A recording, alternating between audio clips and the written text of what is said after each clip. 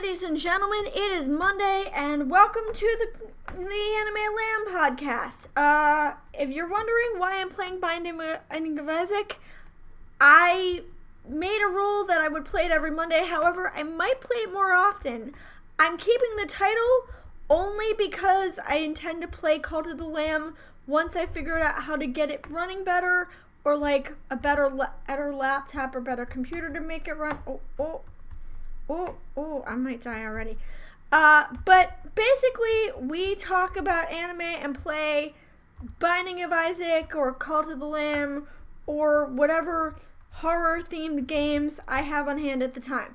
So, today we are talking about 3 new anime that came out in addition to Wistoria, because I like Wistoria, and, today is the day. No. But we are starting with the 3 shows that came out recently, or I think it's 3. So the first one is going to be Atri My Dear Moments. Atri My Dear Moments is a show about a young man named... Actually, I'm not sure what his name is. I don't remember, and I'm not sure the show ever goes out of its way to say what his name is. But basically, he lives in a town which is covered in water, and the sea level has flooded them. But the main character, his grandmother recently died, and one day he gets roped into going on a ocean voyage with a woman named Catherine, who I admit is very creepy and predatory and ew, but that's another story for another time. And she convinces him to go treasure hunting in the ocean. And of course, as you do when they go treasure hunting, they find a girl in a capsule. I initially thought this was a key visual novel, but apparently it is not. It is actually by Frontwing, a company I have never played for before, but I might at some point. Anyway, they find this girl, and she's very cute, and she's very bubbly, and they want to sell her because they don't want her, because she's not a human being. She's an android. But of course, we know how this goes. They're not gonna sell her. She's too cute, and he's gonna feel bad when the friend takes her to be sold. They're gonna have a change of heart, and they're gonna keep her, obviously, because there's more to it than that, as referenced by the person chasing her in the car, who was following them, and whoever that person is obviously wants her too. So that's going to be something interesting. That's going to be interesting to figure out. Overall, it's mostly just cute and fluffy. It's nothing that to write home about, but I kind of like it. What is the other one? Now I'm forgetting. Now I'm blanking. Oh, the second one is Too Many Losing Heroines. Too Many Losing Heroines is the story of someone who has to help a bunch of girls. Basically, they are being dumped all over campus, and he meets them, and he has to help them solve their problems. It's an okay premise. The problem is, it does that thing I cannot stand, where it introduces absolutely nothing. Where it just dumps you in to the story, and it's just like, oh, so-and-so, did you see that thing last night? Oh, yeah, I saw that thing. And it feels... Wait, what? Why is there a black dot there? What the hell? It feels mostly like something is missing. And for some reason, there is a white dot in the middle of the screen, and I can't get rid of it. So I'm sorry if you can see that. I don't know why that's there. But, it feels like something is missing. It feels like part of the story was cut out, because I don't know who these people are, why they matter, and why we should be following them. And it really irritates me when shows do this. I can't stand it when shows do this. The art is pretty. I like the characters. I especially like the blonde fluffy girl. She's not blonde. The cute brunette ponytail girl. She's adorable. I like her a lot. Ooh, that works. And it poisons him too. Ooh. Ooh. Oh, and now he's jumping around. So.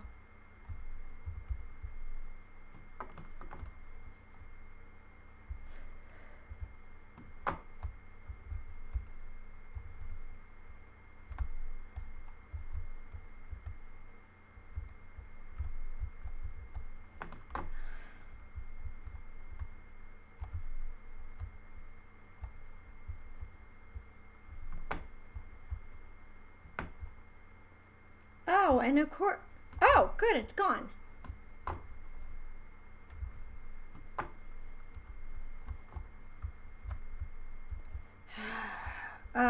Anyway, sorry, I'm distracted slightly by trying to figure out what to do about this.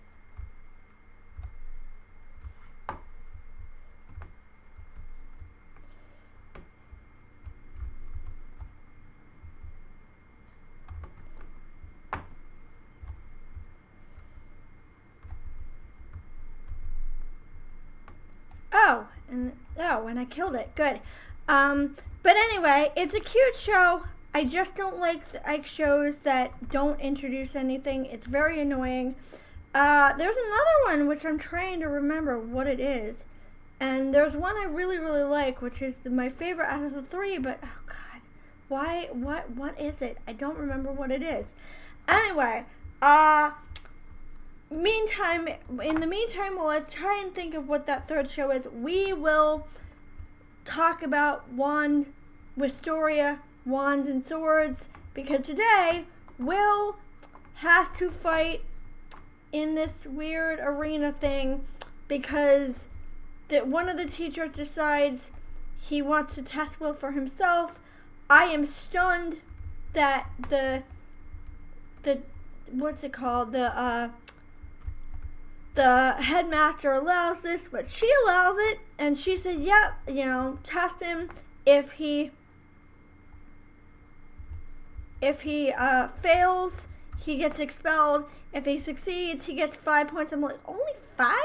That seems criminally low. Only 5. Oh, damn it, they respond. That seems weird. That seems weird that they respond. But, okay.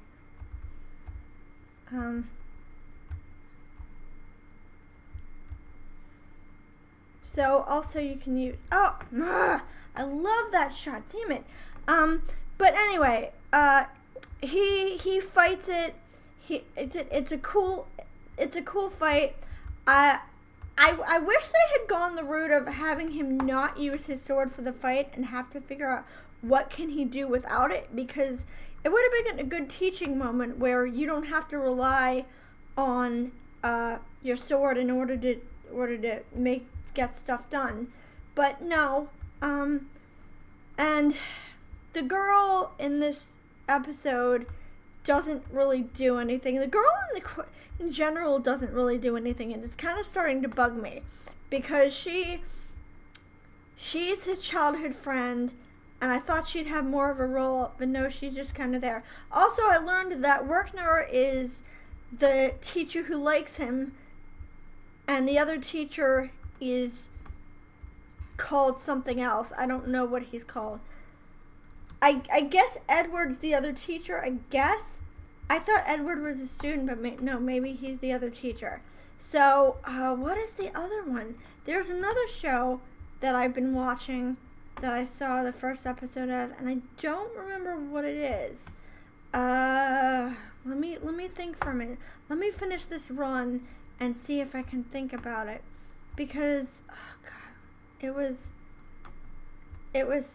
something. It was it was something written by another Kai Sazan. Something written by Kai Sazano. God's Game. Oh, I know what it is. It is the third story by the author of God's Game We Play, who I did not know had also written another show, which I'm now blanking on. But basically the idea of this show is that why does nobody in this world remember me, or something like that. Basically, the idea is exactly what it sounds. The main character is a young man who lives in a world with demons and monsters, and there are 5 races. I know the demonic race, the human race, the ghost, there are 5, but I don't remember what the other 3 are. I don't think they're relevant as of right now. But there are 5. The humans conquer those races, and Kai, the main character, is a guard for this group. Oh, that worked. Is a guard for this group, and he one day goes into this temple, and he is there, and does something. I don't remember what, but he triggers something, and because he triggers it, he causes the entire world to just reset. The characters are the same, but everything else is the same. The humans lost the war, or they don't remember winning, they don't remember the demons, they don't remember, everybody's role is reassigned. And Kai is freaked out and extremely confused, like, what the hell happened? Why does everybody not remember me? They remember him, but they don't remember him as what he is or who he is. So he has to figure it out. At the end, he finds a girl chained to the pyramid, and I have a feeling this girl is an integral part of why this happened. Maybe she granted a wish of somebody to reset. Maybe whoever it was, maybe somebody wanted, I have a feeling it's going to end up being him, but I don't know. She is there, and she asks him to save her because obvious. So that is the third show I wanted to talk about. And there's nothing else to talk about today. I could talk about Scrapped Princess so far, and I'm gonna start Chaika in a few days. Basically, they're very similar shows. I like them both, but they're very similar in that they contain siblings transporting somebody, another group chasing that person. There are supernatural creatures. There's a magic system.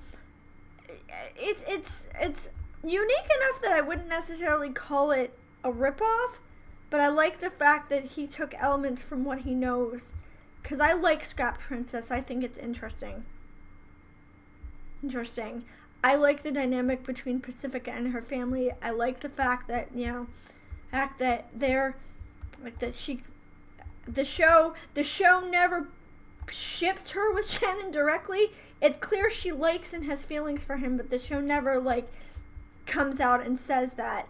Or even if it does come out and say that, it never acknowledges or pursues that, because the thing is, Shannon's technically her brother, so that would be weird. But I like that show. I like Outbreak Company a lot less. It's not as bad as I thought it was going to be, but it's very weird. I like all the references. I like the fact that the characters are completely insane. I like the fact that Petrarca basically is just a giant nerd, and she wants the main character to teach her, otaku culture, and she's really loud and very, very energetic, and I think it's funny. Of course, there's a maid character. Of course, there is. Do I go in there, or do I just die? I don't like Makadami wa Shoei. I don't hate it, but it is the least interesting of the three shows so far. Scrapped Princess is the best of the three, obviously. Other than that, it is... Oh, it broke.